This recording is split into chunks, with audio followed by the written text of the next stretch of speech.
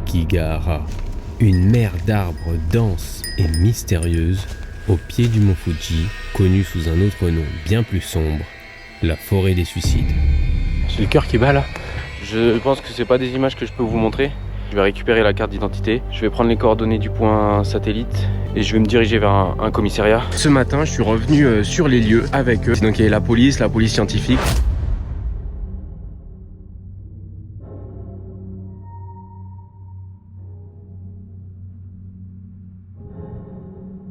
Ce lieu empreint de légende et d'une atmosphère presque surnaturelle fascine autant qu'il effraie. Ses arbres tordus, son silence écrasant et son sol façonné par des siècles de lave solidifiée, là il y a un trou, en font un endroit unique et étrange où la nature semble tenir son souffle.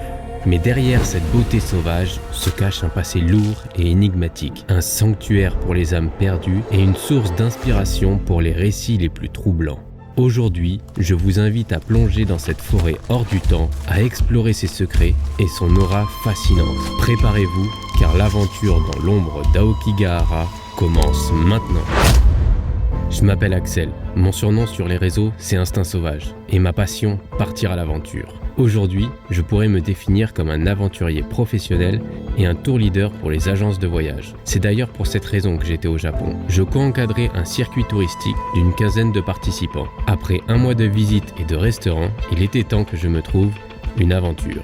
J'avais évidemment entendu parler de cette mystérieuse forêt qui, d'après les rumeurs, serait hantée. Évidemment, je n'y croyais pas.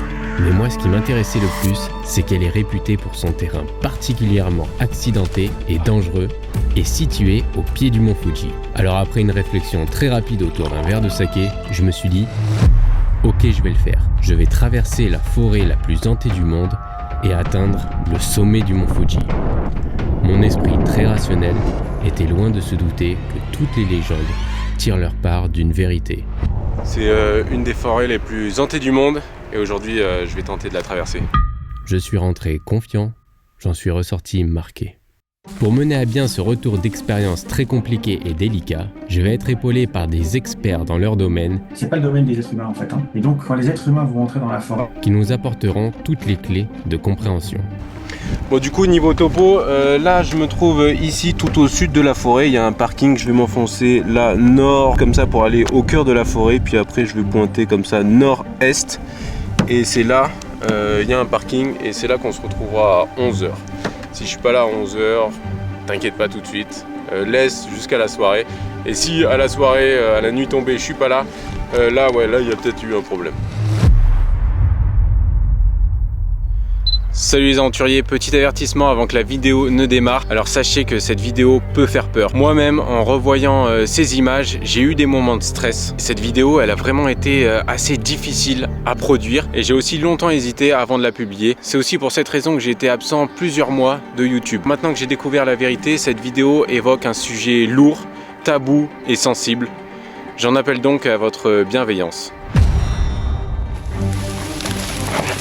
Les premières centaines de mètres, c'est une forêt qui a été reboisée. J'ai vraiment démarré en surplomb par rapport à la forêt pour pouvoir vraiment piquer à l'intérieur et après la longer dans presque toute sa longueur. Là je suis bien, voilà, je vais continuer dans cette direction là. J'ai prévu une progression très lente. En soi je dois avoir quasiment grand max 10 km à faire parce que vous verrez le terrain à l'intérieur c'est vraiment chaotique. Là pour l'instant on n'y est pas encore, on n'est pas encore au vrai cœur de la forêt. Inconsciemment je me suis dit que ça allait être comme un déplacement en jungle. En l'an 864 de notre ère, le volcan Fuji entre en éruption. Une coulée de lave sans précédent envahit le paysage. Elle vient même jusqu'à couper un lac en deux. Pendant 10 jours, une colère divine s'abat sur le Japon. Les habitants sont apeurés. La forêt de Aokigahara s'étend sur une ancienne coulée de lave, une coulée de lave qui est partie d'un des cratères du mont Fuji. En se solidifiant, elle a fixé en fait les bulles de gaz qui s'étaient formées lors de la coulée. Et ce qui fait qu'on a un terrain qui va être parsemé de grottes, de cavités, voire même de tunnels, hein, d'anciens tunnels de lave. Ça fait que du coup, ça va être une topographie assez accidentée. Il y a une grotte juste là. Ce qu'ont dû constater hein, les habitants du 9e, 10e siècle, c'est que sur 2-3 générations, donc assez rapidement en fait, hein, on a une forêt qui a émergé. En fait. Et ça a certainement contribué à renforcer en fait l'aspect mystérieux de ce terrain-là, de cette forêt. Les plus grands dangers à l'intérieur de cette forêt, c'est d'abord en fait la désorientation. Se désorienter à l'intérieur de cette forêt qui, vous allez voir, sera chaotique. Ça va très vite arriver. Une légende raconte un petit peu que les boussoles ne marchent pas à l'intérieur. On va faire attention à tout ça, utiliser toutes nos connaissances et compétences en survie et voir si la légende dit vrai. Deuxième point, le terrain. Le terrain, c'est un ancien terrain d'une coulée de lave sur lequel la végétation a repris ses droits. Et donc ça fait qu'on a un sol très, déjà volcanique, mais surtout très crevassé. Enfin, vous verrez, c'est chaotique. Et le troisième, on va dire, facteur de risque, c'est un peu son caractère hanté. Beaucoup de mythes et légendes à travers ce lieu. Donc voilà, avec tous ces éléments, le terrain compliqué, l'orientation et le caractère un peu hanté, ça complique un petit peu cette traversée, cette aventure. Ah oui, j'ai oublié de préciser aussi, donc pour couronner le tout, il n'y a pas de réseau, il y a vraiment zéro réseau. Donc en plus, ce qui fait que ça crée un isolement à l'intérieur de cette forêt. C'est une forêt aussi très sauvage. Là, vous voyez, là, c'est des empreintes d'animaux. J'ai vu tout à l'heure, il y avait peut-être des traces de sangliers, mais en tout cas, là, je viens de voir tout un troupeau de biches. C'est une forêt qui est assez préservée, donc on y trouve des sangliers, des biches, des blaireaux et aussi des ours. Voilà. Mais pour ce qui est des ours, vous inquiétez pas. Bientôt, je vais faire un petit point où je terminerai de bien m'équiper. Parce que pour ce qui est des ours, j'ai la petite technique.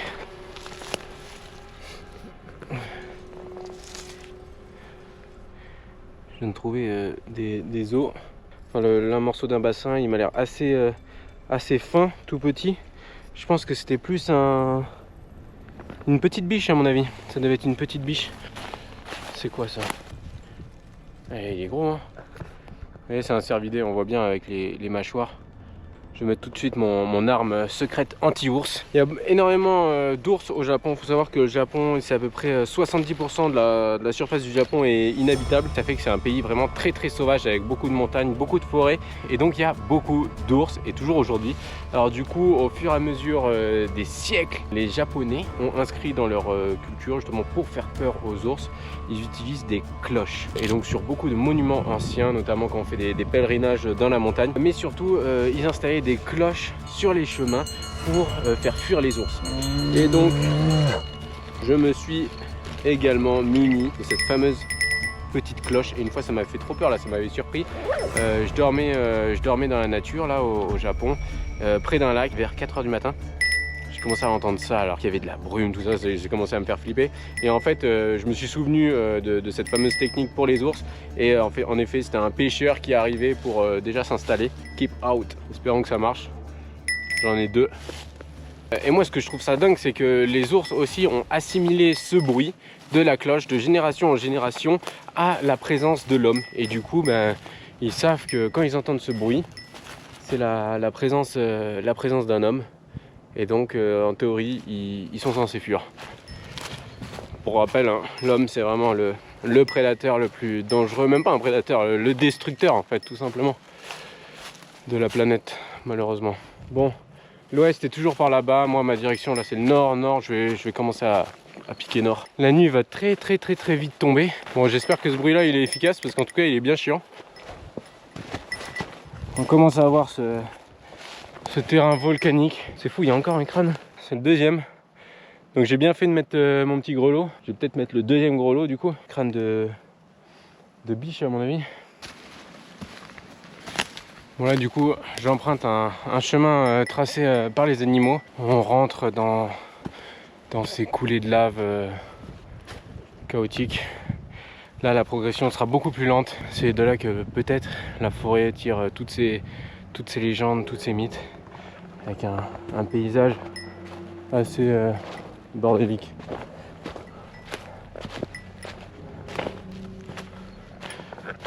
Avec ces coulées de lave très significatives. Ah ouais, c'est le bordel quoi. Et on l'appelle aussi Jukai, la mer d'arbres, parce que vu du ciel, ça fait comme toute une mer d'arbres qui s'étend jusqu'au pied du mont Fuji. C'est une forêt pas très grande non plus, 35 km². Pour moi, c'est vraiment là un terrain unique au monde. Regardez ce terrain, c'est fou.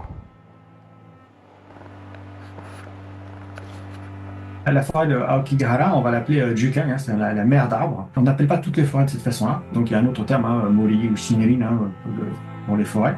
On ne va pas les appeler la mer d'arbres. Et donc en soi, ça montre qu'elle est un peu particulière. Et ça montre aussi qu'elle est un petit peu inquiétante quelque part. Hein. C'est-à-dire que c'est quelque chose comme si c'était une mer comme ça qui bougerait. Et avec des choses qui sont vivantes à l'intérieur. Quand les Japonais vont évoquer ce terme de Jukai, ils ont une image plus proche de quelque chose de la fantasmagorie, ou en tout cas quelque chose de magique et un petit peu mythique, hein, mythologique. Hein. C'est un des espaces, hein, effectivement, qui va être animé par des esprits, par du sacré, par des choses un petit peu surnaturelles. La forêt et la montagne, hein, c'est le domaine des divinités. Ouais. C'est pas le domaine des êtres humains, en fait. Hein. Et donc, quand les êtres humains vont entrer dans la forêt, on va parler une autre langue. Des communautés de chasseurs hein, qui vont chasser l'ours dans la forêt. Quand ils entrent dans la forêt, ils changent de langue en fait. Ils parlent un proto-japonais, quelque chose qui est assez particulier. Hein. Donc effectivement, c'est le passage à un autre monde. Hein. Et donc, il faut imaginer que ce Jukai, hein, cette grande forêt comme ça, un peu particulière, en plus, hein, là, on a encore plus cette idée qu'on passe à un autre monde. Hein.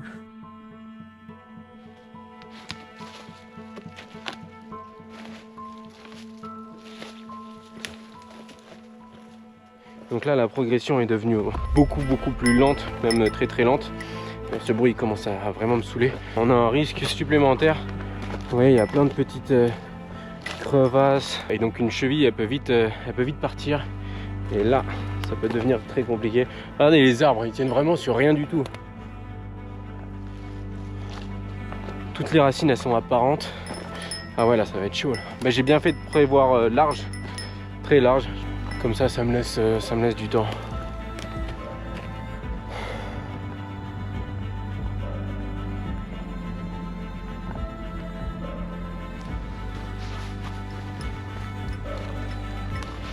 Regardez-moi ces trucs, ces blocs de roches, de lave. C'est vraiment sans dessous. Et du coup, la forêt, là, du coup, tout a été rasé en l'an 860. Donc la forêt, elle a à peu près 1200 ans. Et depuis ces 1200 ans, il y a eu beaucoup de légendes autour de ce lieu. Et ça peut être l'occasion de vous en parler un peu plus. Dans sa densité végétale et son silence inquiétant, la forêt baigne des légendes les plus sombres. Selon les croyances locales, les âmes des samouraïs s'étant donné la mort par seppuku rôdent encore dans ces lieux.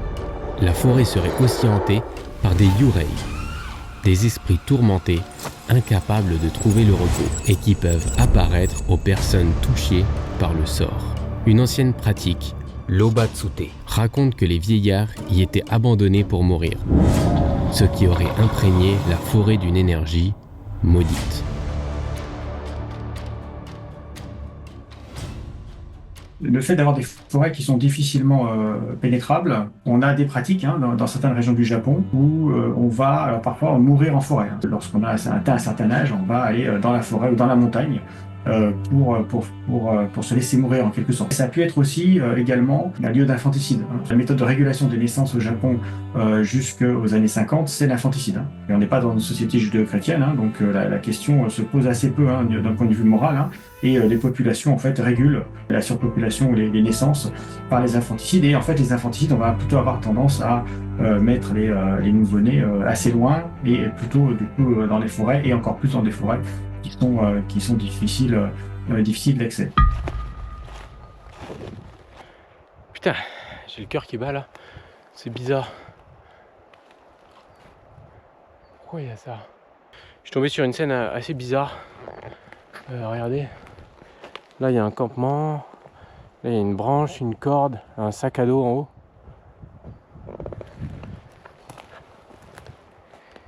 Et ça m'a mis un haut le cœur. Mais pourquoi? Qui mettrait un... Pourquoi attacher un sac à dos en haut? Regardez, il y a un masque. Il y a un masque, c'est bizarre.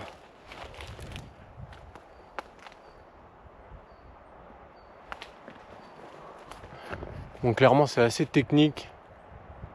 Regardez, là, on a une toile de tente, un thermos, une bouilloire, ça. Et là il y a une corde comme ça qui pend avec un mousqueton, un sac à dos là, vous le voyez le sac à dos ici?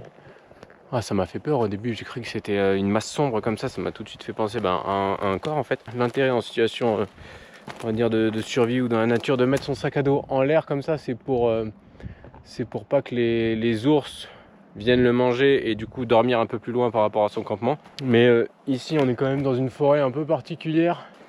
C'est quand même bizarre, hein, ça fait flipper.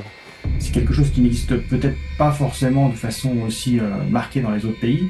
C'est qu'effectivement le Japon a des spots de suicide. Hein. Parmi les spots de suicide, effectivement, la forêt de Aokigahara en fait partie. Et je dirais, il est assez pratique en fait. Effectivement, quand on veut maquiller un suicide, parce que les autres spots, c'est plutôt des falaises en fait. Hein. Donc la forêt, on peut aller déposer des corps. Hein, voilà. Donc il y a cet aspect-là qui quand même à prendre peut-être en compte. Le Japon a un taux de criminalité qui est relativement faible, hein, mais il a une présence de groupes mafieux extrêmement forte qui parfois commettent des meurtres. Hein. Et puis on peut facilement les déguiser en suicide. C'est pas anodin et ça fait bien flipper. Et là, vous voyez, on retrouve vraiment plein d'habitacles comme ça. Et ça, c'est quoi ça? Mais non! Attends, c'est quoi? C'est pas un casque? Je sais pas. Hein. Ah, le sac comme ça. Pas à faire des frayeurs là. Putain. Non, mais pourquoi on mettrait un sac dans l'arbre? Bon, bref, allez, avance. Je vais rechecker ma direction et on va avancer. Ça m'a mis un froid.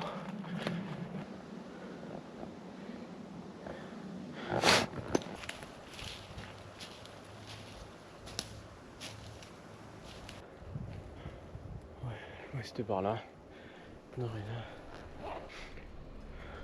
C'est important toujours confirmer votre orientation et éloigner votre boussole de vous et de tous les objets métalliques et électroniques. Parce que même votre téléphone, ça la perturbe.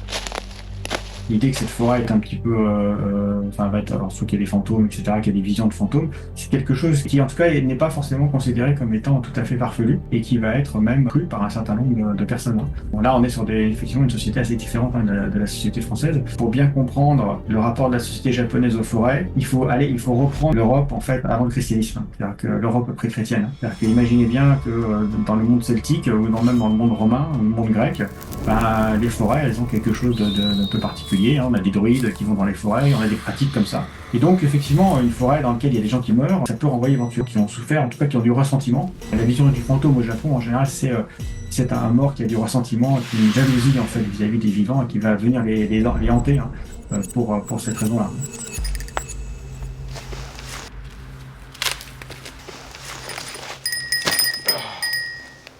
Bon, en tout cas moi là dans mon aventure, dans ma marche, ma traversée, je suis plus venu ici pour me confronter à un terrain qui est vraiment unique au monde. Enfin je pense à un terrain assez compliqué. En plus de ça, ce caractère un petit peu hanté, surréaliste, quelque chose qu'on n'arrive pas à expliquer, donc on va dire voilà, surnaturel, ça rajoute on va dire une difficulté, mais plus une difficulté intérieure. Moi je pense vraiment que tout ce qui est hanté, surnaturel, paranormal, c'est vraiment... Après on a tous un peu nos croyances par rapport à tout ça, on a tous aussi notre vécu. Moi je considère que c'est des expériences où il y a plus un combat intérieur. Je pense qu'il faut vraiment être bien dans sa peau pour affronter entre guillemets, affronter un lieu qui de légende urbaine serait hanté. On va voir comment se passe la nuit et voilà, on va avancer parce que en fait là du coup avec ce terrain vraiment chaotique, j'avance très très lentement. Donc on reprend les affaires. Allez, let's go.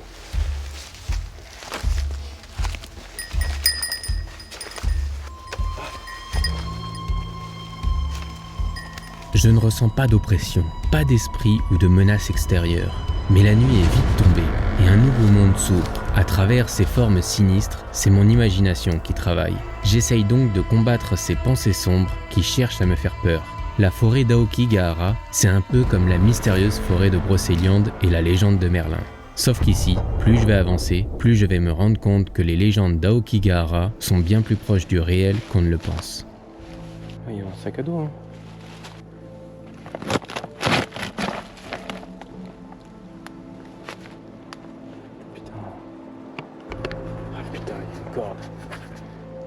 une corde.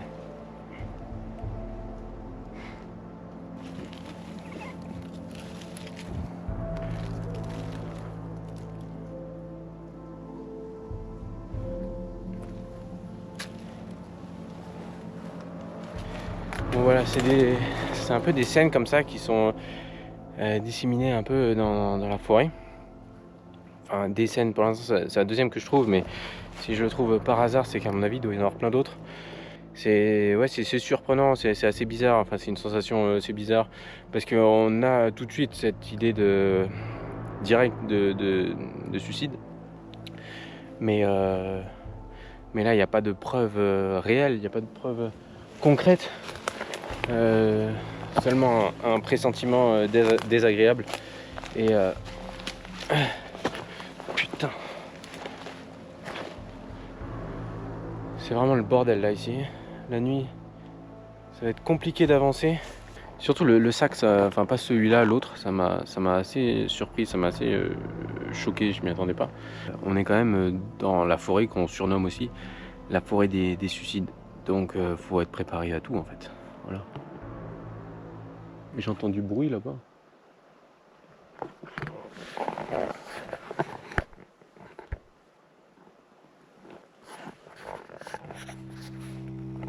Bon, je vais marcher. Le fait de se retirer de la société, ça peut être perçu comme quelque chose d'une belle mort. Pour comprendre ça, effectivement, je pense qu'il faut remonter toute l'histoire héritée, en fait. Et le Japon, du coup, alors de par son histoire, on va dire médiévale, avec les suicides des samouraïs, on va leur donner l'honneur de se suicider, enfin de se donner la mort, plutôt que être tué par quelqu'un d'autre. Et en fait, on le fait de façon très rituelle. Et donc, ils ont codifié comme ça, alors la lettre d'adieu, et puis la façon de faire aussi, ce qu'on appelait, c'est beaucoup, de se voir au ventre, et puis de se faire trancher la tête par quelqu'un, et quelqu'un qu'on apprécie, son compagnon, souvent un compagnon d'armes ou quelqu'un de sa famille.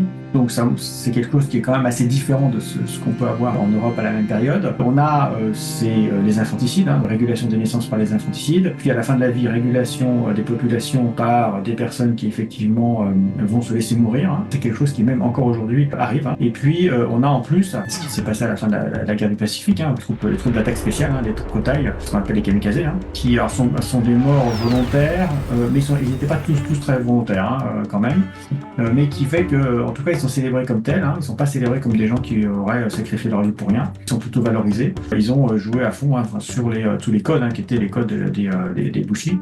Ce qui fait qu'on arrive aujourd'hui, 21e siècle, avec tout ce bagage-là, qui fait que cette question du suicide est perçue au Japon de façon très différente de la façon dont un Français pourrait le percevoir. Parce que c'est vrai que peut-être en France, on va surtout percevoir l'aspect psychologique, c'est-à-dire que le suicide est en soi un échec, quelque part. On se suicide parce qu'on n'arrive pas à vivre, et voilà. Et puis après, il y a l'aspect plus médical, c'est effectivement une souffrance, etc. Mais on va l'associer à la souffrance, en réalité, à la souffrance psychique, ou éventuellement à la souffrance sociale, et peut-être qu'on va avoir peut-être beaucoup plus de mal à l'associer à autre chose, c'est-à-dire qu'un devoir social ou le suicide au Japon va rentrer dans une case, et cette case-là dans laquelle il rentre, on n'a pas, je dirais qu'on l'a pas en France en fait, en Europe on n'a pas cette case-là, on l'a très très peu quoi. Bon les aventuriers, là j'avance de nuit aussi, et là de nuit vraiment l'ambiance elle est pas pareille, c'est beaucoup plus sinistre, on imagine un peu des formes avec les arbres morts, tout ça. Et la forêt là elle est beaucoup plus obscure, le sol c'est compliqué. Et là je commence à avoir un petit coup de fatigue, donc il me tarde de trouver mon campement. Et j'avance encore un petit peu pour avoir moins de kilomètres à faire demain, et surtout trouver un endroit stable pour poser le campement, et faire attention aussi à pas me prendre un arbre sur la tête. Bon, en tout cas, pour ce qui est du côté hanté, certes la forêt est sinistre parce que bon voilà, ça fait un effet de nuit auquel on n'est pas forcément habitué et à l'aise, mais sinon je ressens pas de menace, de danger, j'ai pas un instinct négatif là en fait si vous voulez. Je ressens rien qui me met en alerte. J'étais en train de me dire que ouais, j'ai vraiment vite envie de trouver un endroit pour installer mon bivouac, parce que j'ai pas du tout envie de trouver un troisième sac à dos, parce que là pour le coup ça va me faire flipper là. Ouais, faut faire de ouf attention, il y a plein de trous par terre, et là c'est surtout là en fait, de nuit on les voit pas bien. En vrai j'entends beaucoup d'animaux, il y a aussi mes clochettes là qui bougent dans le sac à dos, Parfois ça me fait flipper, j'ai l'impression, vous savez, on les entend un peu en arrière-fond et qu'il y a quelqu'un d'autre qui arrive avec des clochettes. Je pense que peut-être je vais encore marcher ce soir parce que j'ai progressé vraiment lentement et j'ai pas envie d'être en retard demain au rendez-vous. Vous imaginez la pauvre personne qui va me récupérer demain matin, 11 h, je serai pas là. Ça fait peur. Tu dis le gars il a traversé seul la forêt hantée et il revient pas. T'attends, les minutes elles sont longues. Ah, on dirait un chemin ça. Ouais, moyen. Le nord est là. En tout cas, niveau boussole, rien à signaler. Alors, est-ce que c'est peut-être le contact avec la roche volcanique? Là, on est comme ça. Et regardez, si on s'approche, ça change pas non plus. Hein. Par contre, si on s'approche avec une batterie, une caméra, quelque chose comme ça, là, ça perturbe le champ magnétique. Et moi, il faut que je me dirige vers là-bas.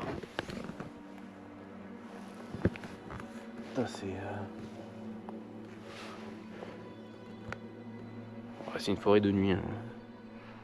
Mais avec des trucs chelous. Faut pas y penser, en fait, là, j'y pensais plus du tout. Maintenant, je viens d'y repenser. Mais non, pense à ton cap. T'es par là-bas. Par là-bas, t'es dit. Allez, go. Let's go. Ah putain. Vous avez vu le terrain, là? Hop.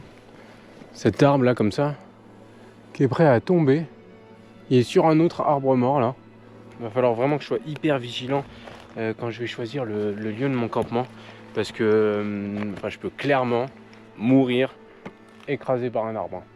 Étonnamment, dans les forêts qu'on peut avoir chez nous en Europe, il y a beaucoup plus de bruit, beaucoup plus de vie. Et là, je la trouve très silencieuse. Sur les arbres, il y a aussi des champignons blancs. Ça fait vraiment des flashs. Ça reflète à la lumière. Et je vois aussi parfois des petits yeux. Alors parfois un. Donc ça me fait penser vraiment comme en jungle. C'était les araignées. Et j'ai vu à un moment deux gros yeux. Et en fait, ça, c'est les biches, tout simplement. Putain, parce que là, je m'éclaire la gueule en même temps, je vois pas où je vais.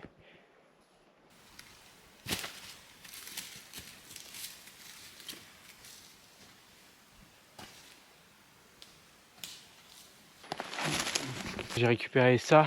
L'écorce interne est encore sèche et ça va être pas mal pour démarrer le feu ce soir. Mais j'aimerais bien, regardez, c'est chiant ça. Trouver juste un endroit et à chaque fois, merde, oui, mon pied là. Hop, parti dans le sol. J'aimerais bien, à chaque fois que je trouve un endroit plat, toujours un arbre mort au-dessus, prêt à m'écraser.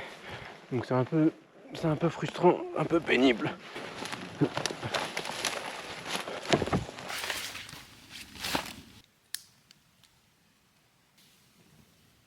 Bon les aventuriers, le feu est en train de prendre. J'ai pu trouver du bois sec, c'était pas évident, mais là c'est en train de. Là ça va sécher, là c'est pour ça fait pas mal de fumée. Et en tout cas le feu, il n'y a vraiment rien de plus rassurant et apaisant. Il faut que je récupère pas mal de bois.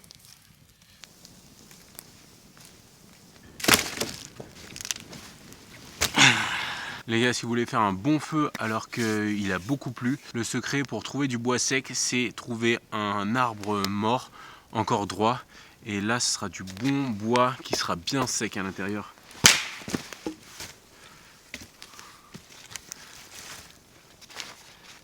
Regardez-moi ça. Il est bien badass. Si quelqu'un vient me faire chier pendant la nuit... Ah non, mais il y a un reflet là, c'est quoi ce truc? Elle va pas se réveiller. En vrai, de base, vous savez que j'ai pris ça, c'est pour les ours. Au cas où il y a un ours qui m'attaque, et ben bim, je me mets en boule et je le mets comme ça. Et l'ours, il viendra se planter dedans. Enfin, je l'espère, c'est la théorie. Bon, et sur ce, eh bien, moi, je vais aussi profiter de ma soirée. Regardez, je me suis ramené un bon saké avec une petite coupelle. Et on va faire ça à la traditionnelle. Alors d'ailleurs, il y a un truc, il y a un art au Japon que je viens d'apprendre. J'ai pété ma coupelle et du coup je l'ai scotché et c'est l'art en fait de redonner de la valeur aux objets cassés un petit peu pour leur donner une seconde vie et on est parti. Petite coupelle, déjà petite coupelle de saké pour les esprits de la forêt et celle-là celle-là, elle est pour moi.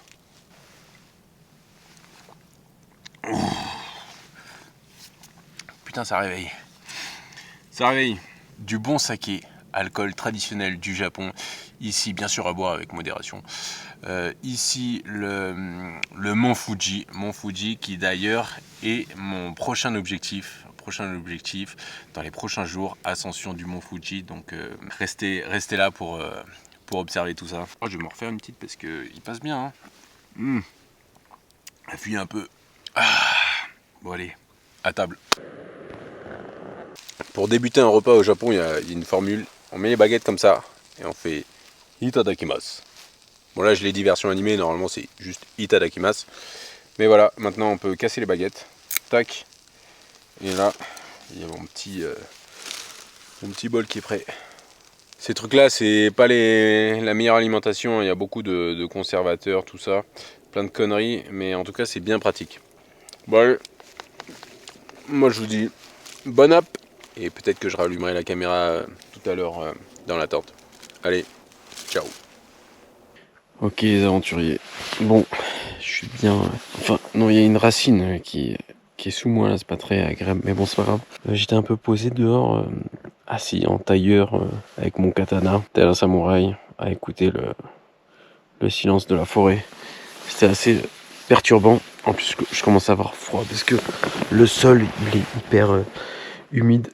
Donc je commence à avoir super froid aux fesses, mais un samouraï n'a jamais froid. En tout cas, mon sabre, il est juste là. Et vraiment, s'il y en a un qui vient me faire une blague pendant la nuit, je le sabre. Il n'y a pas de... On est dans une forêt hantée là. Bonne nuit, et si jamais il se passe un truc, je vous réveille. Ciao.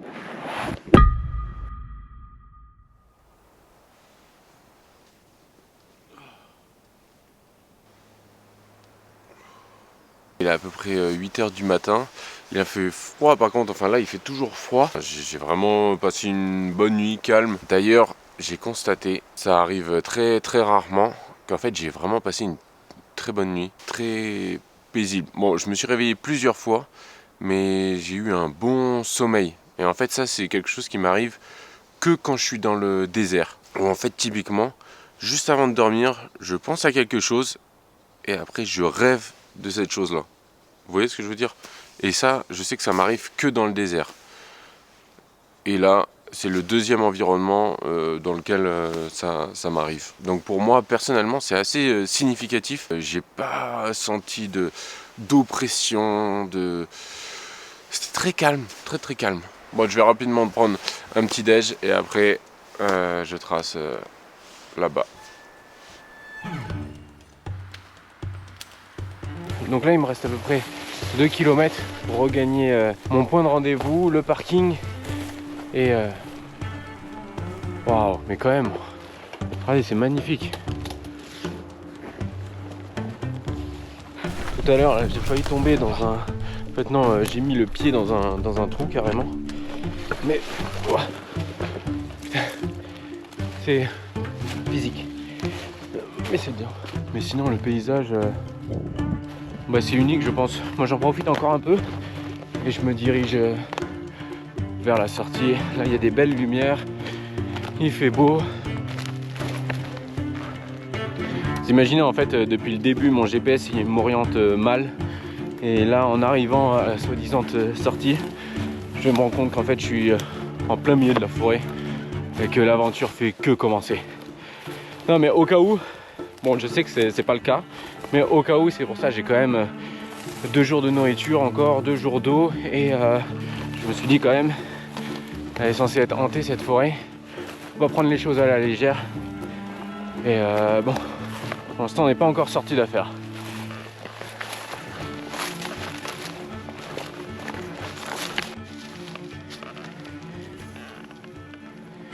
Vous avez vu les aventuriers, plus je m'approche de la sortie, plus je vois des signes comme ça, on retrouve ces fils là.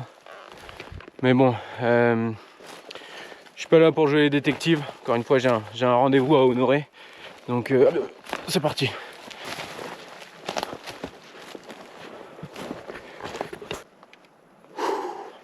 Bon.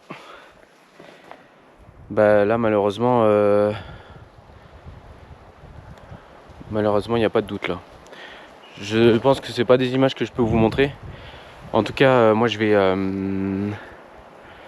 là-bas, il doit y avoir un portefeuille, tout ça. Je vais récupérer la carte d'identité. Je vais prendre les coordonnées du point satellite et je vais me diriger vers un commissariat.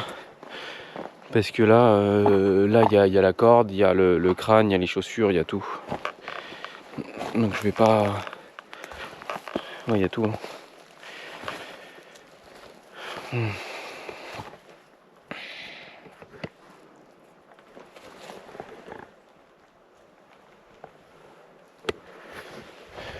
Et là, on a les affaires de la personne. Je sais pas ce que c'est, mais... Bon, je vous avoue, je pensais pas tomber là-dessus, là, en sortant, là. J'étais content de sortir, de retrouver la sortie, d'aller me faire un bon repas. Mais là, ça... Ouais, malheureusement...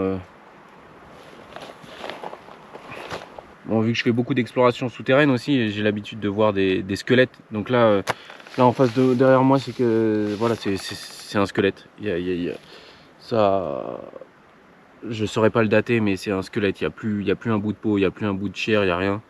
C'est qu'un squelette. Donc tout de suite, ça crée une distance déjà dans le temps. C'est quelque chose qu'on visualise différemment. Du coup, je trouve pas la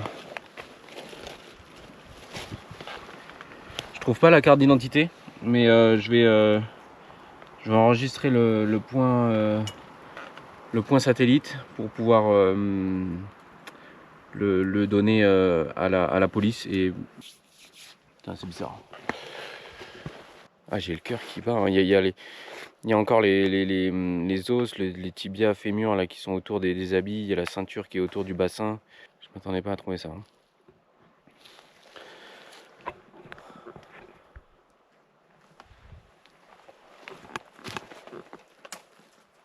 En tout cas, heureusement, le fait de trouver ça 2 jours, c'est différent quand même. Si j'avais trouvé ça cette nuit, mais j'aurais fait une crise, enfin j'aurais pas dormi là, hein, c'est sûr. Mais voilà.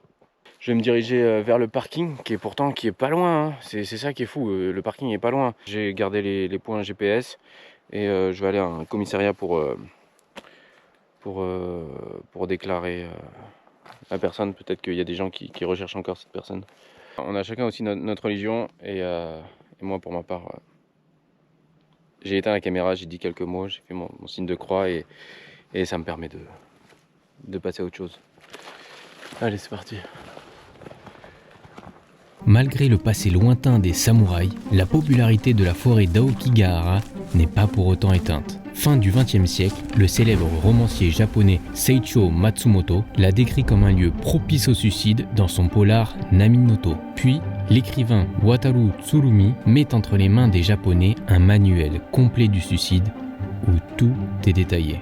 Et au début des années 2000, les autorités locales déclaraient retrouver une centaine de corps par an. Mais aujourd'hui, ces chiffres sont confidentiels dans le but de les diminuer. 30% en fait des suicides dans le département qui sont le fait de gens qui ne viennent pas du département, ce qui fait qu'en fait le département de Yamanashi a eu même parfois le premier taux de suicide du Japon lorsqu'on va calculer en fonction du lieu de suicide. En fait, il y a 2 façons de calculer, hein. Soit on calcule le lieu de résidence de la personne, et après il y a lorsqu'on va prendre les chiffres des lieux de suicide. Et là, effectivement, Yamanashi, le département va souffrir en quelque sorte de la présence de cette forêt. Je suis assez surpris et choqué parce que j'ai tracé en hors-sentier et je suis tombé sur 2 scènes perturbantes, intrigantes. Puis cette dernière scène qui est plus que flagrante. Ah, j'ai toujours le cœur qui bat.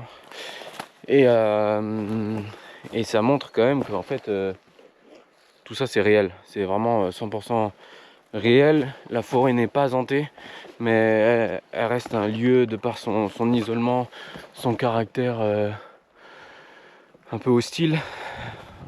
Un lieu propice et aussi du coup connu des Japonais. Pour Aokigahara, je crois que c'est quand même essentiellement la pendaison. Donc c'est plutôt la forêt des pendus en quelque sorte. Il y a très peu d'armes à feu au Japon par exemple, donc ça va être assez difficile d'avoir ce type de passage à l'acte. Puis les gens qui s'éventrent, ça c'est fini. Donc ça doit être à 100%, 90% de pas pendaison. Il y a des études aussi qui ont été menées sur des cadavres justement de personnes suicidées et notamment elles montrent que, des personnes qui en fait se sont pendues. Et notamment, elles montrent que, en fait, au dernier moment, elles ont, c'est comme un instinct de survie, elles ont envie d'enlever la corde finalement. Il y a une envie d'abréger une souffrance intense, et donc pour abréger cette souffrance intense, la seule solution, c'est de se donner la mort. Et en même temps, il y a aussi parfois un instinct de survie où la personne, elle a envie de finalement respirer après de cette pendue, mais c'est très très ambivalent. Et en fait, ce qui est important, c'est que la personne puisse en parler. En fait, c'est ça qui est difficile, c'est que quand il y a une crise suicidaire et du coup une grande souffrance, une grande détresse finalement psychologique de la personne, elle va de plus en plus se renfermer sur elle-même et ça va augmenter aussi le passage à l'acte en fait. En tout cas, je sais pas du tout quel but aura cette vidéo parce qu'il y a trop de sujets délicats, à la fois aussi différents qui sont dedans et abordés. Mais j'espère en tout cas que comme d'habitude mes aventures de manière générale elles vous donnent envie de tout donner et de vivre tout simplement. Mais après, voilà, je me suis engagé dans cette traversée. Maintenant, il ne faut pas que je tape une crise de panique au milieu de la forêt. C'était à moi d'assumer, d'accepter. Et maintenant, on verra bien comment ça va se passer quand je serai posé et que j'aurai posé mon sac à dos. Mais en tout cas, là maintenant, moi, en tête, c'est sortir de cette forêt. C'est mon objectif numéro 1. Parfois, il y a aussi un besoin de se donner la mort. Et s'il y a un peu une ouverture où elle peut en parler, que ça soit un professionnel ou un proche, déjà en parler et pouvoir être soulagée d'avoir dit, voilà, en fait, oui, j'ai des pensées suicidaires, oui, j'ai envie de me donner la mort, voilà, pouvoir parler aussi des méthodes, des moyens qu'il y a en tête, en fait, parce que c'est des choses qui viennent peser sur la personne. Donc, c'est hyper important, finalement, de pouvoir ouvrir, en fait, la possibilité d'en parler pour les personnes qui en souffrent. On parle beaucoup aussi du patient, de la personne, du patient, on veut dire la personne qui s'est donné la mort, la personne qui s'est suicidée. Mais en fait, il y a aussi les proches autour. Ça impacte la personne qui a perdu la vie, mais en même temps, ça va impacter tout un entourage aussi. Comment un entourage peut vivre un deuil du suicide. C'est vraiment aussi un acte très fort qui vient de dire aussi à la famille, en fait, j'ai plus ma place finalement dans cette société, j'ai plus ma place dans cette famille-là. Et comment du coup on peut accompagner aussi ces personnes-là, tu vois.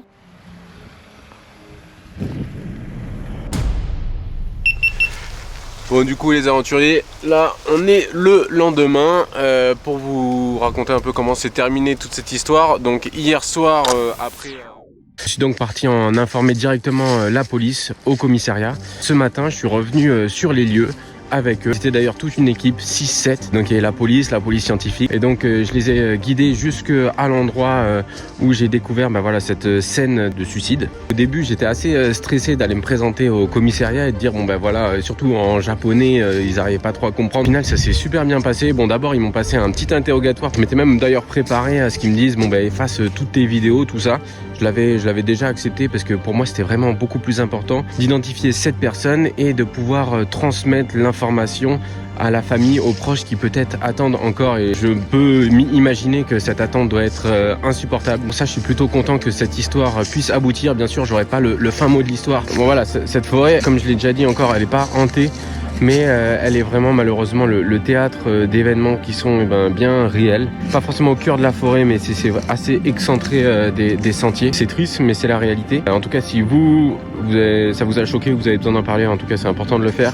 Je sais qu'on a tous une perception différente et on a une manière de gérer ça qui nous est propre. Par rapport à son vécu, ses émotions personnelles. Pour ma part, j'ai été 3 ans sapeur-pompier volontaire et malheureusement, je sais qu'il n'y a pas besoin d'aller dans une forêt suicidaire au Japon pour trouver des scènes comme ça. Je sais très bien que malheureusement, il y a ça dans toutes nos villes, dans les maisons, dans les chambres, etc. Et tout ça pour vous dire, prenez soin de vous, profitez de la vie, c'est hyper important.